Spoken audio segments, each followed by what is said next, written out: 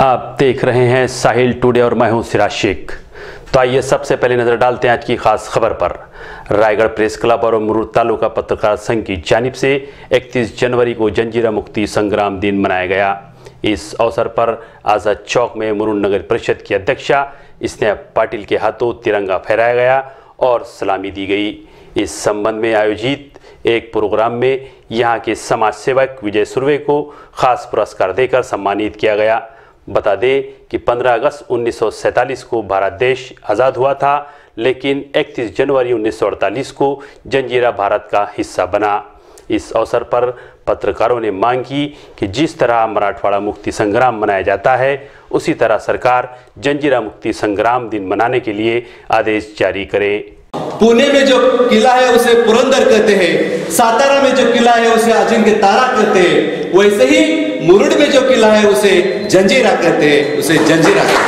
पण मुरुडचं असं नाहीये, मुरुडच्या नवाबाचं खूप चांगलं कार्य होतं, तर आपण त्या दिनाचं स्मरण राहावं म्हणून आणि भावी पिढीला या हा जो आपला जो जागलेला इतिहास आहे तो ज्ञात राहावा, त्याचं स्मरण राहावं म्हणून हा दिन आपण साजरा करूया। आमचे सरसिद्धी अहमद खान नवाब राजे हे खूपच म्हणजे प्रजेच्या बाबतीत दक्ष राहणारा राजा होता। हिंदू मुस्लिम या दोन्ही कम्युनिटीला खूप प्रेम आहे, कारण एवढ्या सुधारणा केल्या की ज्या कोणाची सत्ता असली तरी ते आज अशक्य आहे।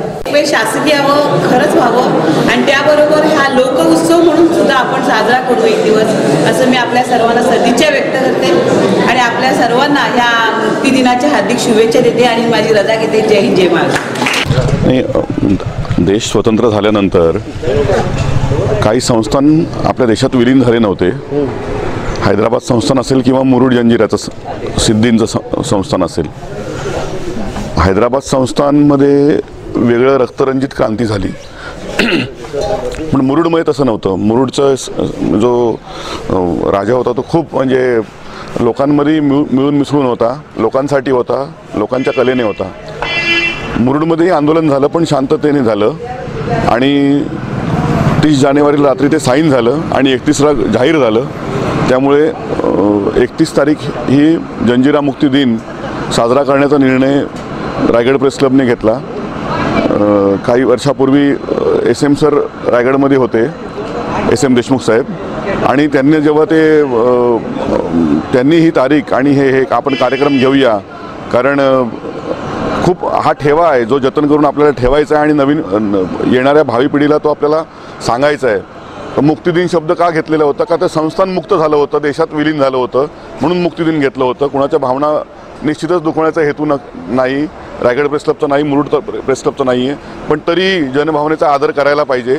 तर आम्ही पुढील मीटिंगमध्ये या विषयावर नक्की चर्चा करू आणि तो मुक्तिदिनाच्या ऐवजी विलीन दिन करताना आलं तर आणखीन चांगलं आहे। काही शब्दांनी काही फरक पडत नाही, आपल्याला उद्देश साजरा करायचा, आपला मूळ उद्देश वेगळा आहे, त्यामुळे असंही करण्याचा प्रयत्न आहे। आणि हा जो कार्यक्रम आहे तो गेली 8-10 वर्ष आमचा प्रयत्न आहे त्या शासकीय स्तरावर साजरा व्हावा। हैदराबाद मुक्ती दिनचा जो कार्यक्रम आहे तो शासकीय स्तरावर साजरा होतो, तिथल्या शाळांना, तिथल्या गव्हर्नमेंट ज्या काही गव्हर्नमेंटच्या आहेत संस्था त्यांना सुट्टी असते, विद्यार्थ्यांना सुट्टी असते, फ्लॅग होस्टिंग होतो, त्याच पातळीवर त्याच धर्तीवर मुरुडमध्येही हा विलिनीकरणाचा जो दिन आहे, मुक्ती दिन आहे, तो साजरा व्हावा अशी आमची मागणी आहे। माननीय मार्गदर्शक SM देशमुख आमचे रायगड प्रेस क्लबचे दीपस्तंभ यांच्या प्रेरणेतून आम्ही मुरुड तालुका पत्रकार संघ व रायगड प्रेस क्लबच्या मदतीने 31 जानेवारी हा दिन विलिनीकरण दिन म्हणजे मुक्ती दिन म्हणून साजरा करतो।